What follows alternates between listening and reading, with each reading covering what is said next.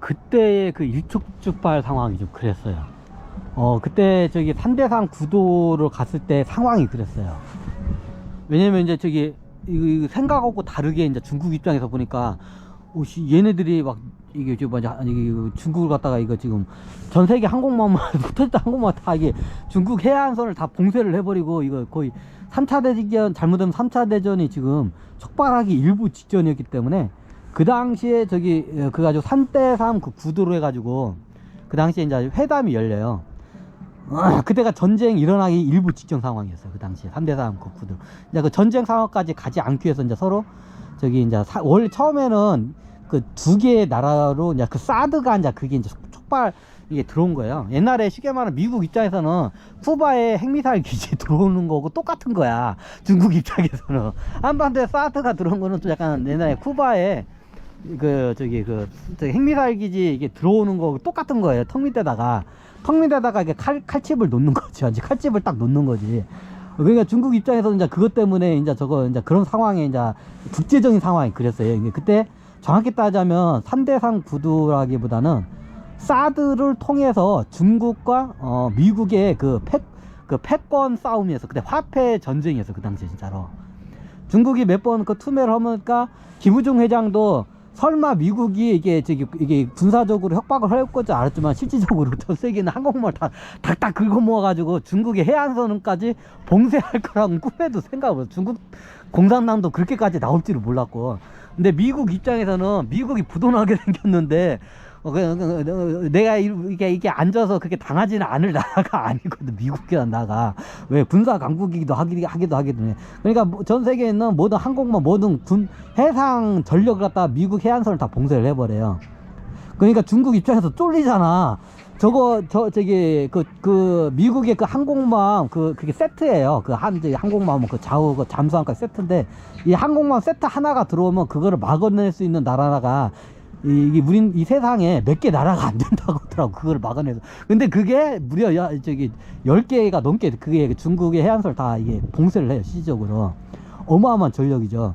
근데 그걸 이용해서 일본도 이번에 예전에 중국한테 한번 당한 게 있잖아. 히토리오 사건하고 몇 개 그 섬 가지고 그 센카쿠 열던가 아니면 라오닝인가 뭔가 그거 가지고 옛날에 이게 있었잖아요. 이제 그게 일본도 이제 이때다 해가지고 이제 미국 옆에 달싹 붙어가지고 이제 이게 그때 3대3 구도로 이제 이게 붙은 거예요. 그래가지고 이게 처음에 러시아는 이쪽에 붙을 생각이 없었어. 저기 뭐 들어붙어. 우리가 뭐 해먹을 것도 없는데 저기에.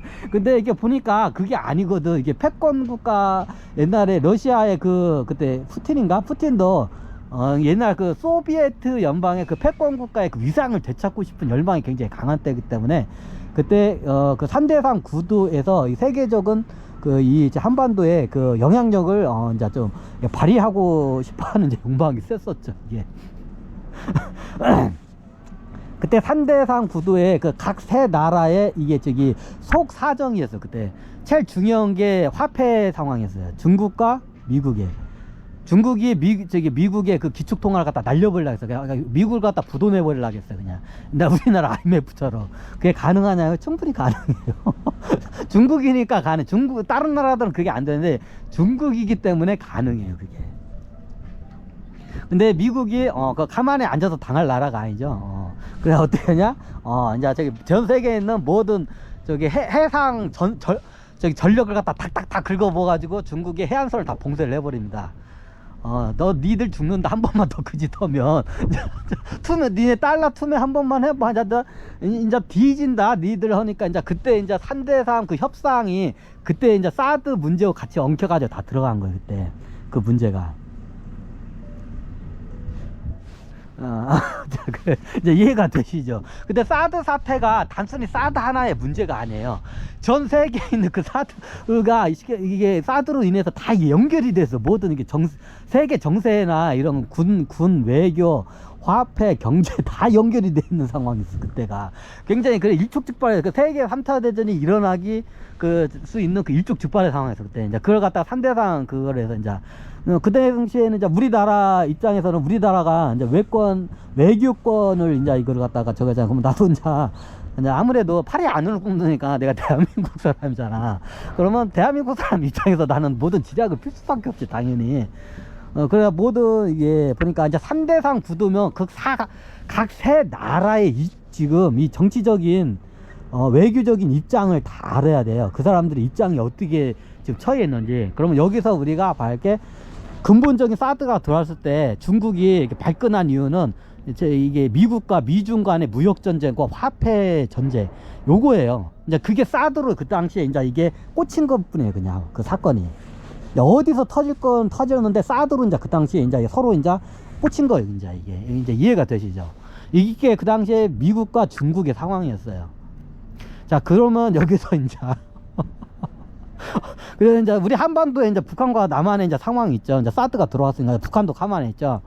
근데 북한 같은 게는 이미 미국이나 여기서 다 저기 뭐냐, 그냥 거의 이렇게 위성 사진으로 다 이게 보기 때문에 뭐 사드 들어오나 안 들어오나 어차피 뭐 잘 보고 있으면서 뭐 이게 별로 이게 북한 입장에서는 그렇게 크게 신경을 안 썼어요. 사드가 민감한 게 중국이었어요, 그 당시에. 그래서 사드 가지고 보시면 사드 가지고 저기 뭐냐, 북한에서는 별로 크레임을 안 걸어요. 중국이 겁나게 크레임을 걸어요. 다 이유가 있어요. 어차피 이게 북한은 이게 군사 이런 저기 뭐냐, 이게 안 되기 때문에, 이게 어차피 위성 사진이나 여러 군데 다 이미 이게 다 노출이 됐기 때문에, 뭐 그 레이더 그거 하나 들어와 봤자 이게 해상 이게 뭐냐, 레이더 이게 전투기들이 있어요. 레이더 무슨 기지들이 이게 비행기들이 이렇게 날아다니면서 어차피 북한은 이게 다 보여. 미군이나 우리 이게 미군들한테 다 이게 노출이 돼 있어. 그러니까 사드 그 뭐 레이더 기지 들어봤잖아. 개찐 또찐이기 때문에 북한 입장에서는 어차피 다 노출돼 있는데 뭐 사드 기지 들어봤자 별 그렇게 신경을 안 써요. 근데 이게 중국 입장에서는 그게 아니구나, 그 당시에. 이제 북한 입장에서는 이제 저기 뭐라고 하는데, 이제 그죠. 그래서 그 당시에 이제 북한하고 어차피 이제 예민한 문제였기 때문에 북한하고 이제 저기 이제 중국이 이제 발끈을 하죠, 이제. 그래가지고 그 당시 처음에는 이제 북한하고 중국하고 우리나라하고 미국 구도로 갔는데, 왜 사드로 이제 물이 됐으니까. 이제 그 당시에 저는 김정은은 김일성 김정은하고 이제 김일성 주석하고 김정은 주석하고 이제 통해가지고 김정은으로 다. 그 당시에 김정은이 이 사건 이걸 참모진한테 얘기를 못했어요. 왜냐? 여기는 저기 공산국가고 무슨 무당, 예전부터 무당을 다 미신으로 해가지고 종교 같은 걸 다 이게 싹쓸이한 나라야. 근데 김정은이 우리 저 김일성 저기 조상 귀신하고 김정일 조상 귀신 나한테 와가지고 내가 항상 이렇게 나하고 영통해가지고 지금 대화 중이라고 이 말을 하면 어떻게 될까요?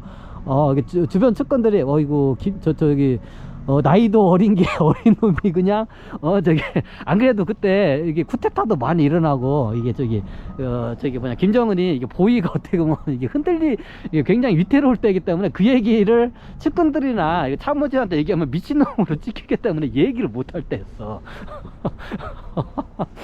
그래 김정은이 그 당시에 소가리를 해요. 이게 우리나라 때 박근혜 대통령은 자기 참모진하고 몇몇 소수로 해가지고 그걸 다 알고 해가지고 움직이는데, 여기 북한에서 그 얘기를 참모진한테 얘기하면 나이도 어린 애가 이제 저기 귀신 얘기하면, 자 김정일 귀신, 김일성 귀신 얘기하면 미쳤다라고 해가지고 이게 안 그래도 정신병원 미왕탄에서 몇 번 왔다 갔다 유항을 했다는데, 이게 정신병으로 해가지고 이거 저기 하니까 말도 못하고 허가가지고 나중에 이제 김일성 김정은이 이제 어떻게 하냐면, 근데 이게 내가 봐도 이해가 돼. 그래가지고 김일성 김정은 이 양반이 이제 흑금성을 이제 불러드리라고 해요. 흑금성이 누구냐, 북한의 최고 요원이에요. 그 좀 약간 나이 같은데 그 흑금성을 해가지고 난파를 시켜가지고 남한 쪽으로 조인트를 시켜요. 흑금성 만났냐고요? 나한테 이렇게 나중에 저를 찾아왔어요. 흑금성이 직접 만나고 얘기도 했는데, 하여튼 흑금성이 왔었어. 그래가지고 흑금성을 통해서 이제 흑금성도 처음에 김정은이 그 얘기를 하니까 흑금성이 이제 김정은이 그 얘기를 하더래. 흑금성한테 그 얘기를 이제 한 거야. 그러니까 흑금성이 이제 딱 보니까 자기를 미친놈, 미친 사람 쳐다보네. 김정은이 흑금성을 데려놓고 그 얘기를 이제 저기 다 얘기를 한 거야. 이제 이 전무다 이제 이런 김일성 귀신을 김정은 귀신 얘기를 다 한 거야. 김정은이 얘기를 하고 이렇게 하고 있다고. 이렇게 지금 저거 저 상황이 이렇게 돌아가고 있다니까. 흑금성이 이게 보니까 자기를 갖다가 미친놈 보듯이 만들어요.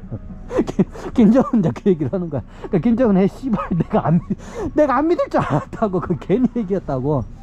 그래가지고 그러면 내가 그래가지고 그 당시 해가지고 그러면 이제 우리 쪽에서 그래가지고 그거 믿게 해주기 위해서 이제 흑금성하고 우리 쪽 그 요원 그 청와대에 보면 거기 청와대 직활 그 그 정보 부대가 있어요. 그 정보 기관이 있어요. 그 정보 기관이 직접 그 흑금성을 이렇게 접선을 해요. 그리고 흑금성을 접선해 청와대까지 들어가가지고 모든 거를 갖다 이게 진짜라는 거 갖다 흑금성을 설득을 해. 청와대가 가지고 김정은은 설득을 못해. 그 대신 김정은이 내가 나중에 하니까 누구 했으니까 남한 요원하고 했으니까 거기 만나라고 하니까 처음에 흑금성이 못 믿어가지고 그래도 김정은이 이제 본네를 가서 하니까 진짜 이제 남한 쪽 청와대 이제 정보 원하고 이제 만나가지고 접선을 해가지고 청와대로 비밀리에 들어가서 이제 실제로 이제 그때 이제 그 당시에 이제 박근혜 대통령도 만나고 그 측근들도 만나서 흑금성을 설득을 해요. 그 흑금성이 처음에 그 말을 듣고 이제 흑금성도 이게 꿈인지 생신인지 이제 맞는 거 확실한데 이제 박근혜 대통령까지 만났으니까 이게 꿈인지 생신 처음에 이게 모르다가 이제 해가지고 이제 그렇게 가지고 이제 움직이기 시작을 해요. 뭐다 할 거냐. 하여튼 그 당시에 배터리가 다 달아가지고 잠깐만요.